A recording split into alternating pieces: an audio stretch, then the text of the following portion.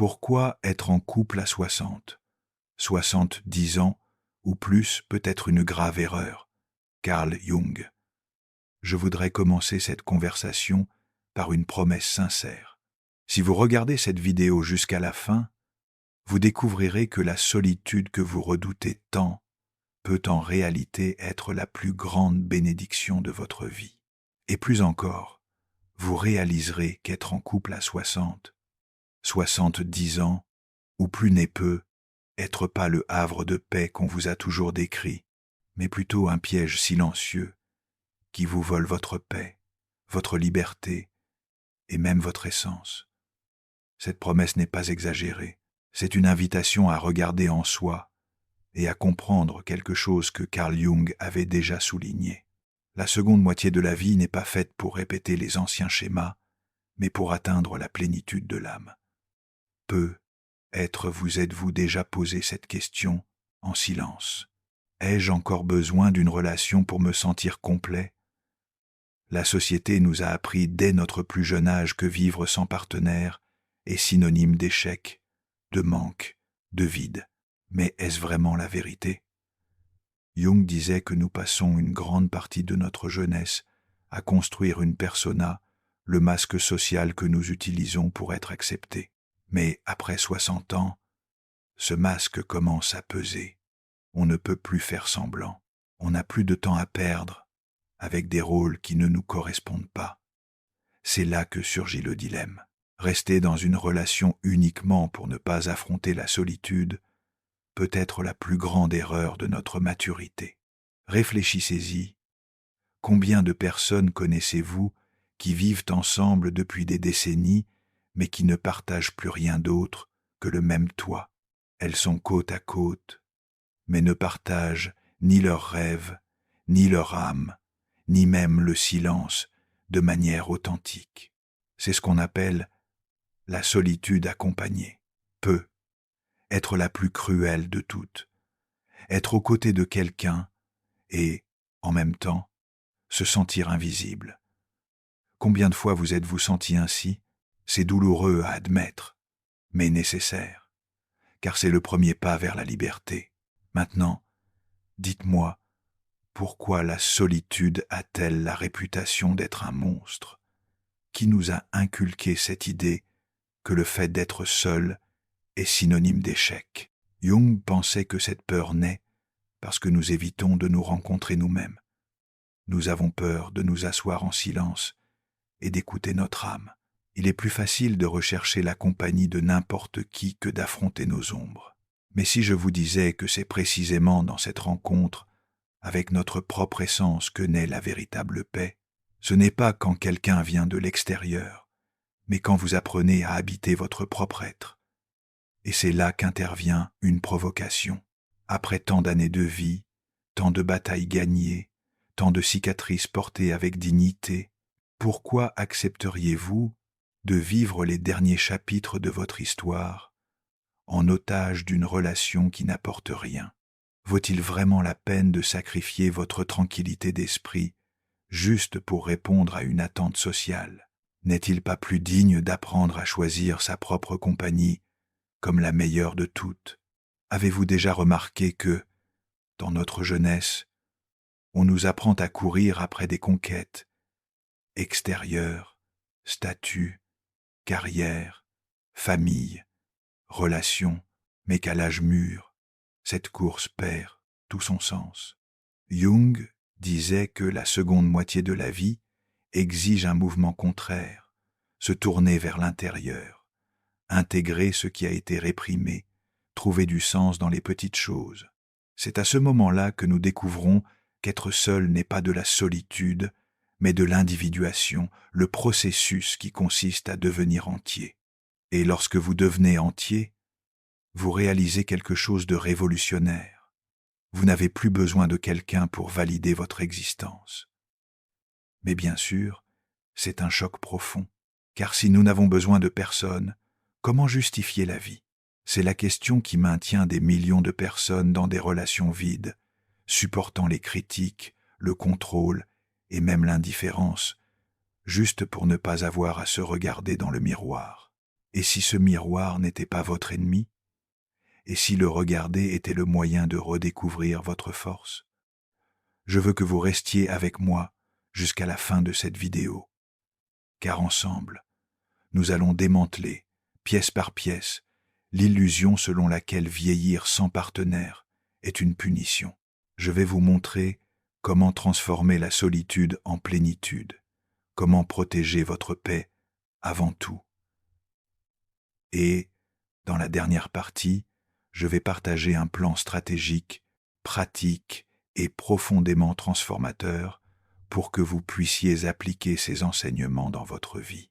Ce plan sera au cœur de cette vidéo, et je suis sûr que si vous vous ouvrez à lui, votre vision de l'amour, de la solitude et de la maturité ne sera plus jamais la même.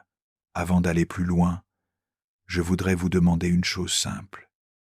Si ce sujet a déjà touché votre cœur à un moment donné, aimez cette vidéo et abonnez-vous à la chaîne Conscientia en Silencio.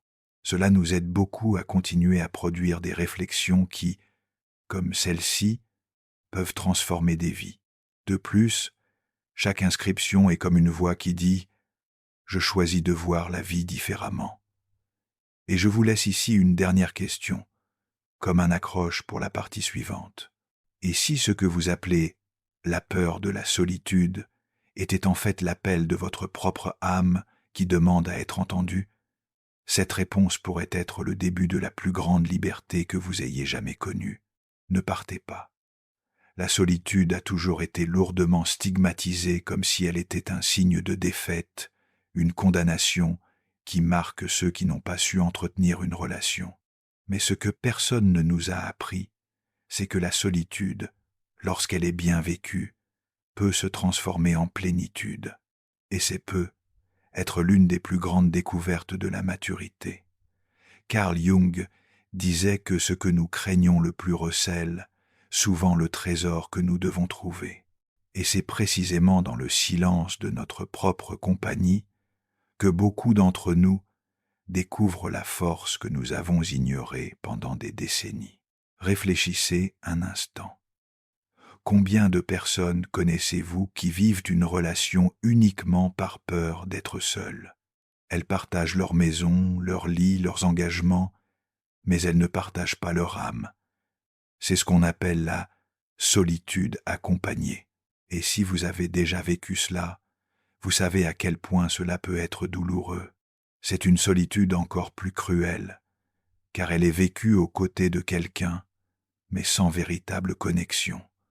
Et c'est là que surgit la première grande réflexion. Vaut-il mieux être accompagné par quelqu'un qui ne vous voit pas, ne vous écoute pas et ne vous comprend pas, ou apprendre à trouver un sens à votre propre présence? Un homme de 65 ans m'a raconté un jour qu'après des décennies de mariage, il s'était rendu compte qu'il passait plus de temps en silence à la maison qu'à discuter. Non pas parce qu'il aimait le silence, mais parce qu'il n'y avait plus de dialogue, seulement une cohabitation mécanique. Il disait « J'ai l'impression de vivre aux côtés d'une étrangère ».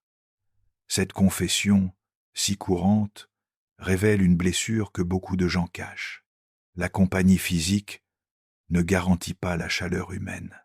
Et Jung nous rappellerait que lorsque nous nions cette vérité, nous projetons sur l'autre notre incapacité à gérer notre propre ombre.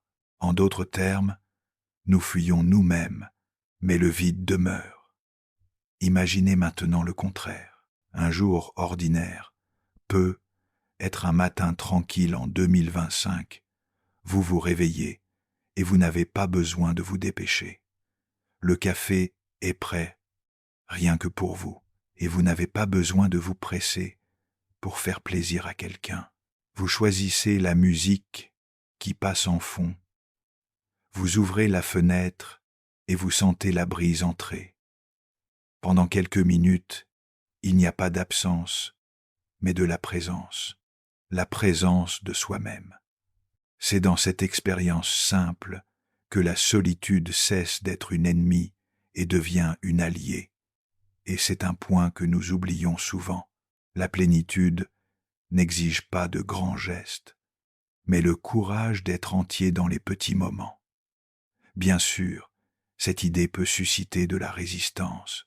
Combien d'entre nous ont grandi en entendant des phrases telles que « personne n'est né pour vivre seul ». Ce conditionnement crée une peur qui s'infiltre principalement à l'âge mûr, lorsque la vie n'offre plus la même vitesse que la jeunesse. Mais voici le paradoxe. C'est précisément à cette période que nous avons le plus besoin d'apprendre à apprécier le calme. Jung disait que la seconde moitié de la vie est le moment où l'âme demande le recueillement, demande l'intégration, demande l'authenticité.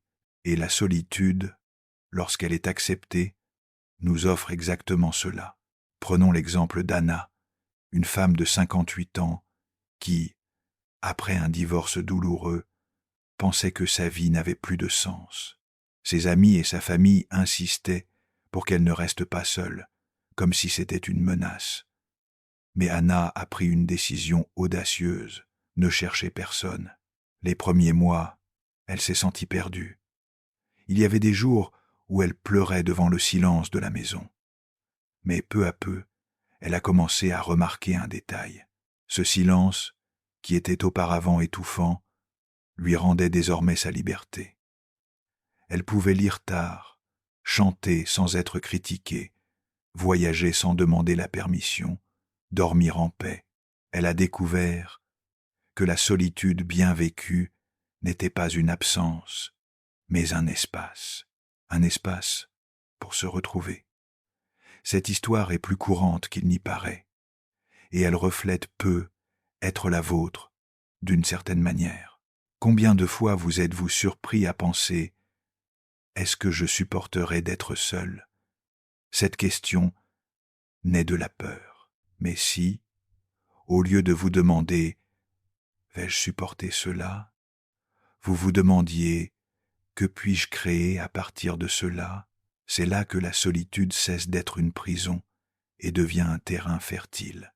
La vérité est que lorsque nous sommes dans une relation uniquement pour fuir le vide, nous finissons par être prisonniers de quelque chose d'encore plus douloureux, le renoncement à nous-mêmes.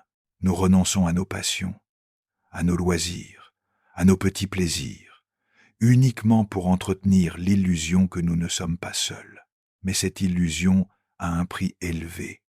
Elle nous coûte notre paix, notre liberté, notre droit de vivre pleinement.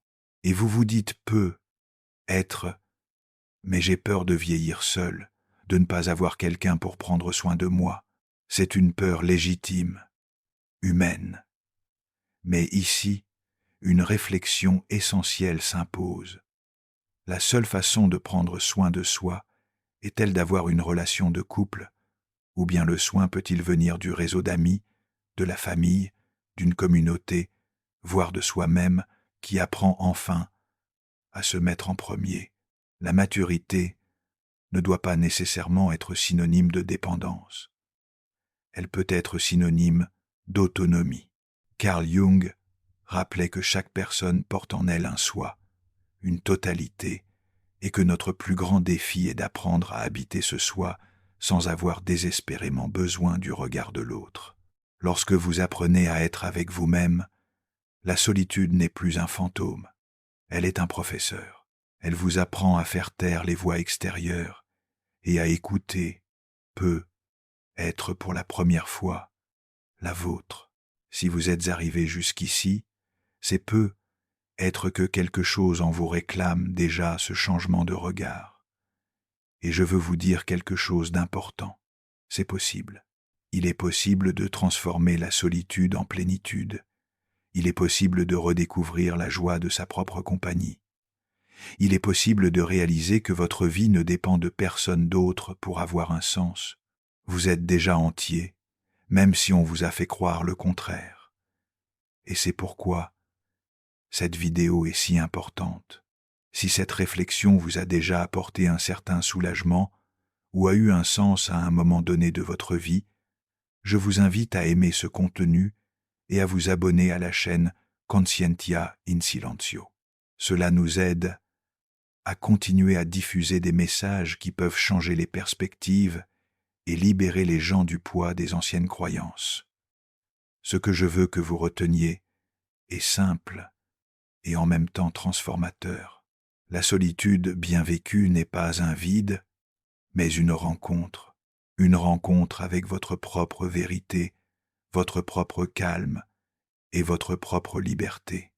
Et c'est peu être le pas le plus courageux que l'on puisse faire après 60 ou 70 ans, voire avant, cesser de courir après la compagnie et commencer à marcher en paix à côté de soi-même. Il y a une question que nous ne posons presque jamais, mais qui peut complètement changer notre façon de voir la maturité. Ce que nous appelons amour tardif est-il vraiment de l'amour ou simplement un contrat déguisé en nécessité? Carl Jung disait que lorsqu'une relation naît de la peur, elle est destinée à emprisonner et non à libérer.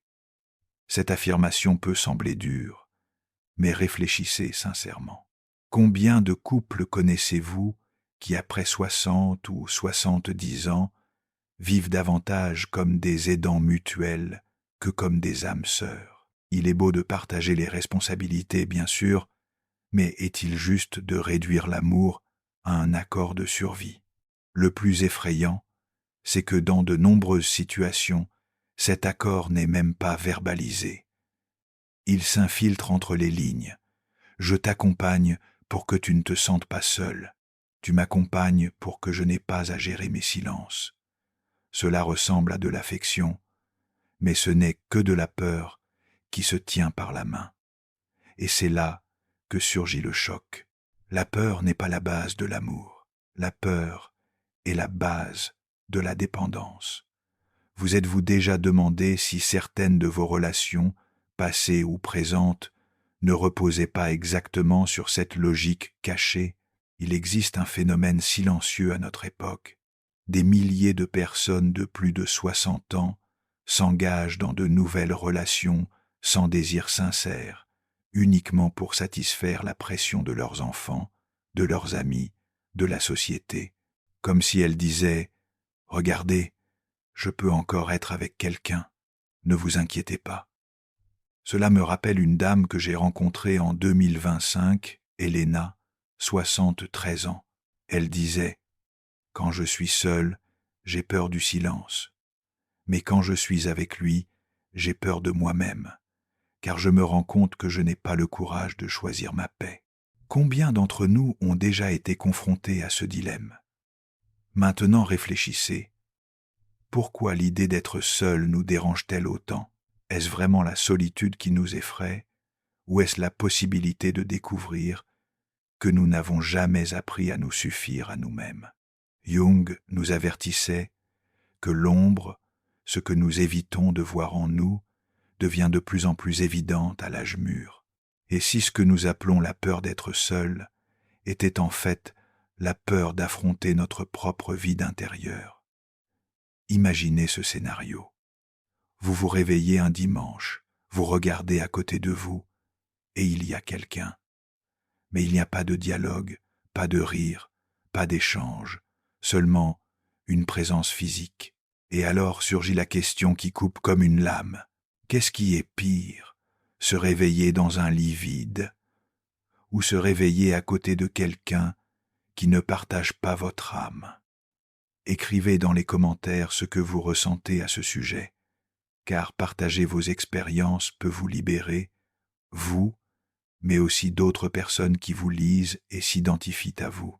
Et il y a un détail curieux. Lorsque vous commencez à apprécier votre paix intérieure, vous vous rendez compte que de nombreuses relations passées n'étaient pas amoureuses, mais seulement des habitudes qui se sont transformées en chaînes invisibles. Et ce schéma se répète jusqu'à ce que quelqu'un décide de le briser. Êtes-vous déjà à ce point de rupture? Avez-vous déjà réalisé que la vie ne doit pas nécessairement être une répétition d'anciennes concessions? Un autre point rarement abordé est l'impact émotionnel qu'une relation mal choisie peut avoir à cette étape de la vie. À 30 ou 40 ans, on a encore l'énergie d'essayer, de corriger, de recommencer. Mais à 60 ou 70 ans, Le temps devient trop précieux pour être gaspillé en petites disputes, en jalousies absurdes, en exigences qui épuisent l'âme. Ce qui pouvait auparavant être considéré comme normal se révèle désormais être un vol de sérénité, un vol de vitalité, un vol de paix. Vaut-il vraiment la peine de consacrer les dernières années de votre vie à ce type d'épuisement? Je voudrais vous lancer une invitation directe.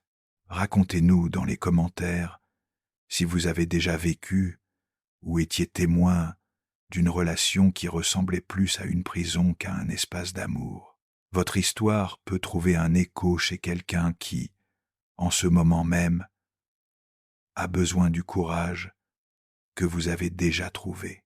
Le pouvoir du partage est immense, et ensemble, nous pouvons briser un cycle qui emprisonne des générations entières. Carl Jung disait que la liberté commence lorsque nous cessons de chercher à l'extérieur ce qui ne peut être trouvé qu'à l'intérieur. Et c'est peut être là le plus grand secret de la maturité, découvrir que nous n'avons pas besoin d'une relation pour prouver que nous sommes entiers. Nous sommes entiers parce que nous existons, parce que nous avons une histoire, parce que nous accumulons des souvenirs, des douleurs, des conquêtes et de la sagesse. La solitude bien vécue n'est pas l'absence d'amour, c'est la présence de l'authenticité. Gardez donc cette provocation à l'esprit. Si quelqu'un entrait dans votre vie aujourd'hui, cette personne viendrait-elle multiplier votre paix ou la vous voler? La réponse à cette question peut définir non seulement vos relations, mais aussi la façon dont vous vivrez les prochaines années de votre histoire. Avez-vous déjà remarqué que souvent, ce que nous apprécions le plus dans notre jeunesse, le statut, l'apparence, les conquêtes extérieures, perd presque tout son éclat lorsque nous franchissons la barre des 60 ou 70 ans. C'est comme si la vie, avec sa manière silencieuse d'enseigner, nous rappelait que les applaudissements extérieurs n'ont jamais suffi à nourrir l'âme. Carl Jung disait que la seconde moitié de la vie n'est pas seulement la continuation de la première, mais un voyage complètement différent, où le sens ne réside plus dans ce que nous montrons aux autres, mais dans ce que nous trouvons en nous-mêmes. Ce changement, bien que profond, est l'un des plus négligés.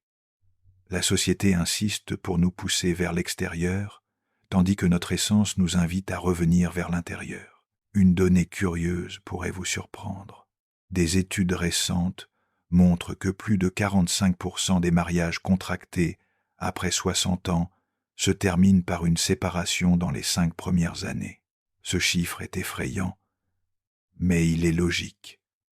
À 20 ou 30 ans, il existe encore cette énergie d'adaptation, l'illusion que les choses s'améliorent avec le temps. Mais après 60 ans, la tolérance à l'usure diminue.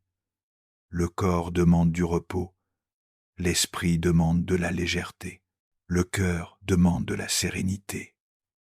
Et vivre avec quelqu'un qui ne respecte pas ce rythme peut devenir un fardeau insupportable. Cette statistique ne doit pas être interprétée comme du pessimisme, mais comme un avertissement. La compagnie n'est pas toujours synonyme de bonheur. Prenons l'exemple d'Alberto, un homme de 68 ans. Veuve, il a été convaincu par sa famille qu'il ne pouvait pas passer le reste de sa vie seul. Il a alors accepté l'invitation à une nouvelle relation. Au début, tout semblait confortable, mais il s'est vite rendu compte qu'il entrait dans un cycle d'exigences, de petites disputes, d'attentes irréalistes. Un jour, il s'est confié. J'ai troqué la solitude tranquille contre le bruit constant. Mon silence me manque. Cette confession n'est pas rare. Beaucoup de personnes d'âge mûr découvrent trop tard que ce qu'elles appréciaient le plus n'était pas la présence de quelqu'un, mais l'absence de poids émotionnel. Et ici, je voudrais faire une pause pour vous inviter à réfléchir. Être seul est-il vraiment un vide, ou peut-il être un privilège? Combien d'entre nous ont déjà pensé que le silence de la maison était un ennemi, alors qu'il pourrait en réalité être notre meilleur allié. Le plus surprenant, c'est que la science confirme déjà ce que Jung avait anticipé dans sa philosophie. Le bien, être émotionnel, après 60 ans, est beaucoup plus lié à la qualité des relations qu'à leur quantité. Des études menées par l'université de Harvard, qui ont suivi des adultes pendant plus de 75 ans, montrent que les personnes ayant des relations saines vivent plus longtemps et en meilleure santé. Mais voici la clé. Relation saine ne signifie pas nécessairement un mariage ou une relation amoureuse. Il peut s'agir d'amitié profonde, de liens avec la communauté ou même d'une relation intime avec soi-même. Le corps vieillit, mais l'âme s'épanouit lorsqu'elle n'est pas emprisonnée. Maintenant, réfléchissez avec moi. Combien d'histoires avez-vous entendues de personnes qui ont passé leur vie dans des relations par commodité, par peur ou par obligation, et qui ont finalement avoué s'être senties plus seules, accompagnées, que lorsqu'elles étaient réellement seules? Cela révèle un point essentiel. La solitude n'est pas l'absence de personne, c'est l'absence de connexion. Et il n'y a pas de prison plus cruelle que de vivre aux côtés de quelqu'un qui ne voit pas votre âme. Clara, une femme de 72 ans, a raconté qu'après sa séparation, elle avait décidé qu'elle ne voulait plus de partenaire. Sa fille s'inquiétait. « Maman, tu vas vieillir seule. » Mais Clara répondait fermement. « Je ne suis pas seule. Je me suis trouvée. » Elle décrivait ensuite ces matins où elle se réveillait en écoutant de la musique classique, peignait des aquarelles et recevait des amis pour prendre le thé. Elle disait que chaque rire partagé lors de ces après-midi valait plus que des années de disputes dans un mariage qui l'épuisait. L'histoire de Clara nous rappelle avec force que le bonheur à l'âge mûr ne se mesure pas au nombre de personnes autour de la table du dîner, mais à la qualité de la paix que nous ressentons lorsque nous nous asseyons à la table de notre propre vie. Mais il y a encore un aspect plus délicat, le poids des attentes sociales. Combien de fois avez-vous entendu la phrase « Personne ne mérite de vieillir seul » ? Cette croyance, répétée depuis des décennies, façonne des décisions qui privent des milliers de personnes de leur autonomie. Au fond, il s'agit d'une manipulation culturelle qui transforme la solitude en honte, mais Jung dirait que la véritable honte est de vivre une vie qui n'est pas la vôtre, juste pour vous conformer à un moule qui n'a jamais été fait pour vous. L'invitation que je vous lance aujourd'hui est simple. Observez votre propre histoire avec honnêteté. Vous êtes-vous déjà engagé dans une relation uniquement pour faire plaisir aux autres? Vous êtes-vous déjà effacé par peur d'affronter votre propre compagnie? Écrivez dans les commentaires si vous vous êtes déjà senti plus libre seul qu'accompagné, car en partageant votre expérience, vous pouvez éclairer la vie de quelqu'un qui vit encore prisonnier de la peur. En fin de compte, tout se résume à une question essentielle. La relation que vous avez ou que vous souhaitez avoir vous apporte-t-elle de la sérénité ou vous vole-t-elle votre énergie vitale? C'est la mesure la plus juste de tout lien à l'âge mûr. Carl Jung disait que l'individuation, ce processus qui consiste à devenir qui nous sommes vraiment, exige du courage pour briser les schémas, et peut être qu'après 60 ou 70 ans, la plus grande preuve de courage n'est pas de trouver quelqu'un, mais de se retrouver soi-même. Nous arrivons à un point où toutes les pièces commencent à s'assembler. Tout au long de ce cheminement, nous avons parlé de la peur d'être seul, des pressions sociales, du poids des relations qui n'apportent rien, de la différence entre être accompagné et se sentir véritablement en compagnie, et de la valeur de la paix intérieure après 60 ou 70 ans. Il est maintenant temps de relier chaque réflexion à une compréhension plus large. La véritable erreur n'est pas d'aimer, mais de confondre l'amour avec le besoin, la présence avec la connexion, la compagnie avec la liberté. Carl Jung disait que la plus grande tragédie de la vie est de vivre prisonnier d'un masque qui ne représente pas qui nous sommes vraiment. Et c'est être là le grand risque d'entrer dans une relation à l'âge mûr uniquement pour répondre à ce que les autres attendent de nous. Porter un masque supplémentaire alors que la vie devrait déjà nous conduire vers l'authenticité. Si nous y réfléchissons calmement, nous nous rendons compte que tout ce qui semblait essentiel à d'autres étapes de la vie, construire, prouver, plaire, rivaliser, correspondre, perd de son importance. Et que reste-t-il? Il reste l'essentiel, la relation avec soi-même. Il reste la capacité de se réveiller le matin et d'éprouver de la gratitude, d'être en vie, d'être en bonne santé, de pouvoir encore choisir. Il reste la possibilité de vivre chaque jour sans se sentir contrôlé, diminué ou prisonnier de conflits qui n'ont plus de sens. C'est là la victoire silencieuse de la maturité. Découvrir que la liberté a plus de valeur que l'apparence, que la paix vaut plus que n'importe quelle alliance, que le silence serein peut être plus nourrissant que la présence bruyante de quelqu'un qui ne vous voit pas. C'est là que nous devons dissiper une grande illusion, l'idée que vieillir seul est un échec. En réalité, vieillir seul peut être une réussite. La réussite de ceux qui ont appris à se suffire à eux-mêmes, de ceux qui se sont choisis sans s'excuser, de ceux qui ont enfin compris qu'il n'y a pas d'âge pour s'épanouir. Posez-vous la question, quel message est le plus fort pour vos enfants, petits-enfants ou amis? Pouvoir vivre dans une soumission silencieuse, juste pour ne pas être seul, ou vous voir vous épanouir en toute liberté, maître de vous-même, maître de votre paix. Ce choix n'est pas anodin. C'est une déclaration de dignité, et c'est là qu'intervient la résolution du dilemme que nous avons parcouru jusqu'à présent. Ce n'est pas que nous ne devrions pas nous ouvrir à l'amour après 60 ou 70 ans. Ce dont nous avons besoin, c'est de changer de perspective. L'amour à cette étape de la vie n'a de sens que s'il s'agit d'un choix libre, s'il s'agit d'un ajout, jamais d'un remplacement. Aimer, oui, mais aimer s'enchaîne. Avoir des relations, oui, mais sans contrat de peur. Être avec quelqu'un, oui, mais seulement lorsque cette présence multiplie la paix que vous avez déjà conquise seul.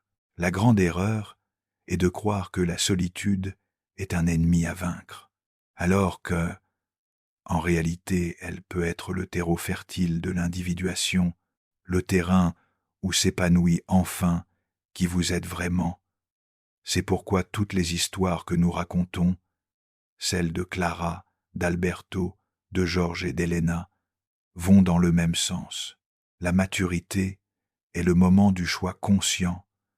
Certains ont choisi la compagnie et se sont perdus. D'autres se sont choisis eux-mêmes et se sont retrouvés.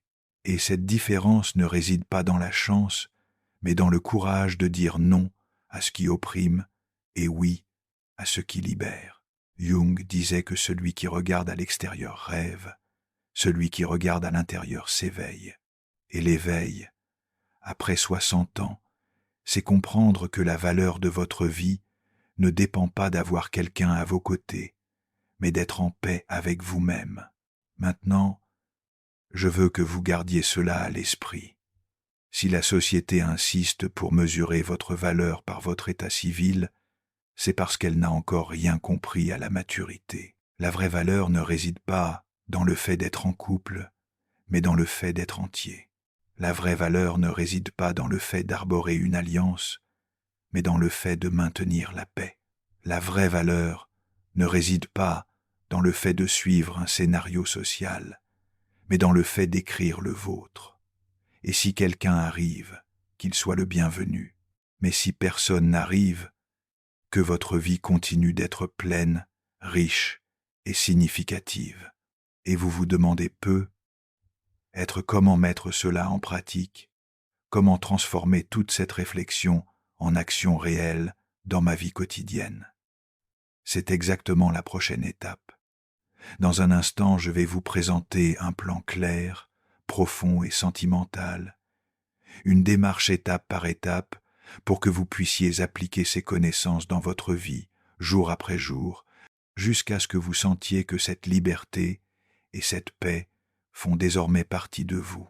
Maintenant que nous avons parcouru ensemble tant de réflexions, le moment le plus important est arrivé. Mettre tout cela en pratique. Il ne suffit pas de comprendre intellectuellement qu'être en paix avec soi-même, après 60, 70 ans ou plus, peut être plus précieux que toute compagnie forcée. Il faut intégrer cette vérité dans son corps, dans son cœur et dans son quotidien. Carl Jung disait que la connaissance ne devient sagesse que lorsqu'elle descend de l'intellect vers l'âme, lorsqu'elle cesse d'être une idée et devient vie. Et c'est ce que je veux vous proposer maintenant. Un plan clair, profond et applicable pour que ces enseignements ne restent pas seulement des mots, mais fassent partie intégrante de votre parcours. La première étape est l'acceptation consciente de votre réalité. Beaucoup de gens passent leur vie à nier leur âge, à nier la solitude, à nier le silence. Mais nier, c'est résister. Et toute résistance engendre de la souffrance. Alors, dès aujourd'hui, prenez quelques minutes pour regarder autour de vous et accepter. C'est ma vie maintenant. Ce n'est pas un échec. Ce n'est pas une punition. C'est simplement le cadre dans lequel je peux m'épanouir.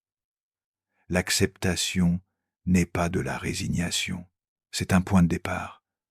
C'est dire « oui, je suis ici » et d'ici, je peux choisir clairement ce que je veux vivre. La deuxième étape consiste à redéfinir le concept de compagnie. Prenez un cahier et écrivez « qu'est-ce que cela signifie pour moi d'être bien accompagné ?» Énumérez les qualités qui comptent vraiment. Cela peut être le respect, le calme, l'écoute, la liberté. Puis demandez-vous « est-ce que je m'offre cela à moi-même ?» Car si vous n'êtes pas capable de vous traiter avec respect, vous aurez du mal à accepter des relations qui font de même. Jung nous rappelait que nous n'attirons pas ce que nous voulons, mais ce que nous sommes. En redéfinissant la compagnie et en la pratiquant avec vous-même, vous commencez à transformer votre énergie et par conséquent la qualité des liens que vous créez. La troisième étape consiste à cultiver des rituels de soins personnels. Je ne parle pas seulement ici de santé physique, mais aussi de santé émotionnelle et spirituelle. Réservez des moments sacrés dans votre journée pour faire des choses qui nourrissent votre âme. Marchez lentement, écoutez une musique qui réveille des souvenirs, écrire vos pensées dans un journal, méditer ou simplement apprécier le silence. Lorsque vous ritualisez le soin de vous-même, vous commencez à remplacer le vide par du sens. Et cela éloigne naturellement le besoin de chercher chez l'autre ce que vous seul pouvez vous offrir. La quatrième étape consiste à construire un réseau de liens sains en dehors de la logique du couple. Cela signifie investir dans des amitiés, des groupes, des activités communautaires, du bénévolat ou tout autre espace où il existe un échange authentique sans la pression d'être le partenaire de quelqu'un. Une étude récente de l'université de Stanford a montré que les personnes âgées ayant des liens sociaux variés, qui ne se concentrent pas uniquement sur les relations amoureuses, présentent des niveaux de satisfaction de vie nettement plus élevés. Cela confirme ce que nous savons déjà au fond de nous. La vie est plus riche lorsque nous ne limitons pas l'affection à un seul type de lien. La cinquième étape consiste à pratiquer le courage de dire non. Cela semble simple, mais c'est transformateur. Combien de fois vous êtes-vous engagé dans des conversations, des relations sociales, ou même des relations amoureuses uniquement par peur de blesser, de vous sentir rejeté ou d'être considéré comme égoïste? La maturité est le moment idéal pour vous libérer de cela. Chaque fois que vous dites non à ce qui ne vous apporte rien, vous dites oui à votre paix intérieure, et la paix, comme nous l'avons déjà vu, est le plus grand trésor de cette phase de la vie. Enfin, la 6e étape, embrasser l'individuation. Jung décrivait ce processus comme le cheminement vers notre véritable identité, sans masque, sans rôles imposés, sans attentes extérieures. Après 60 ans, cet appel est plus fort que jamais. Demandez-vous, qui suis-je sans les fonctions que j'ai exercées dans le passé, sans le titre de mari, d'épouse, de père, de mère, de travailleur, que me reste-t-il? Et la réponse est simple. Il vous reste vous-même, dans votre essence, dans votre intégralité. C'est là toute la beauté de la maturité. Revenir à l'essentiel, retrouver son moi le plus authentique et avancer léger, sans chaîne. C'est le plan stratégique que vous pouvez commencer à mettre en œuvre dès maintenant. Il ne s'agit pas de grandes révolutions, mais de petits pas quotidiens qui changent votre regard et petit à petit changent votre vie. Acceptez votre réalité, redéfinir votre entourage, créer des rituels, élargir vos liens, dire non à ce qui vous oppresse et embrasser qui vous êtes vraiment. Tels sont les piliers d'une existence épanouie, même sans partenaire amoureux. Et si l'amour se présente sur votre chemin, qu'il vienne comme un cadeau, jamais comme une prison. Si cette vidéo vous a touché et vous a fait réfléchir, je voudrais vous demander une chose très simple. Aimez cette vidéo, car cela nous aide à transmettre ce message à d'autres personnes qui vivent être les mêmes doutes. Abonnez-vous à la chaîne L'Esprit de Jung, car nous continuerons ici à explorer ensemble ces thèmes profonds qui unissent la psychologie, la philosophie et la vie pratique. Et si vous le souhaitez, partagez votre expérience ou vos doutes dans les commentaires, même de manière anonyme. Votre témoignage peut être exactement ce dont quelqu'un d'autre a besoin d'entendre pour se libérer.